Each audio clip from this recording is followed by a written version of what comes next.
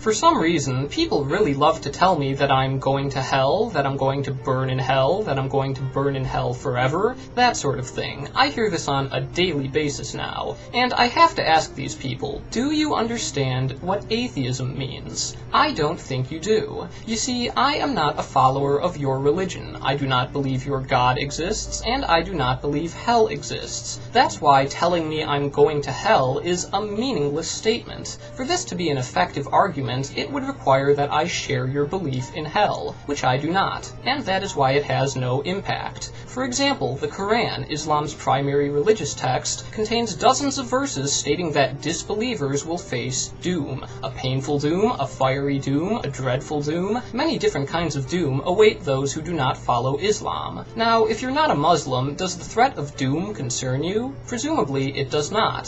Why not? That's right, because you don't believe in that religion. And your concept of hell is no different from the perspective of someone who doesn't follow your religion. It doesn't bother me in the slightest. So, whether you're trying to warn me, persuade me, or frighten me, the threat of hell is an empty one. For there to be any substance to this threat, I would have to already believe in what you're trying to convince me of. And if I did, you probably wouldn't be trying to convince me anyway. You should also consider that hell as a punishment is so disproportionate that it makes a mockery of the concept of justice. Many denominations of Christianity portray hell as a state of terrible suffering and torture that never ends. Ever. So, what could someone possibly do to deserve this? Well, existing to start with. Allegedly, people are born into a default state of sinfulness that makes them deserving of hell. Worshipping any gods other than the Christian God, or no gods at all, is also viewed as grounds for eternal torture, along with lying, adultery, theft, and murder. Now, what does it take to avoid hell? Supposedly, all you have to do is accept that Jesus is God and ask him to forgive you for everything bad you've ever done, like being born, and you're good to go. Does anyone else see something very, very wrong with this? Here we have the absolute worst punishment possible, and this is imposed for something so simple and inoffensive as exercising your personal freedom of and from religion.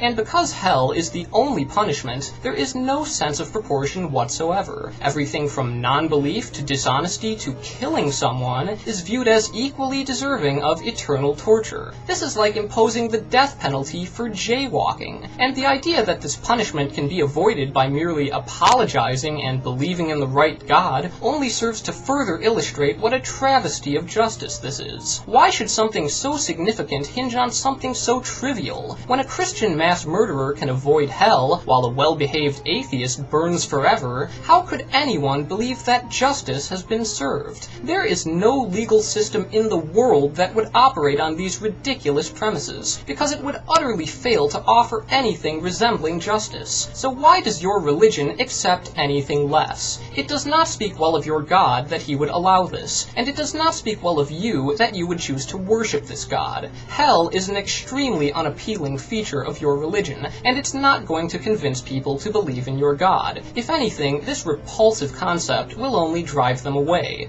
as it should.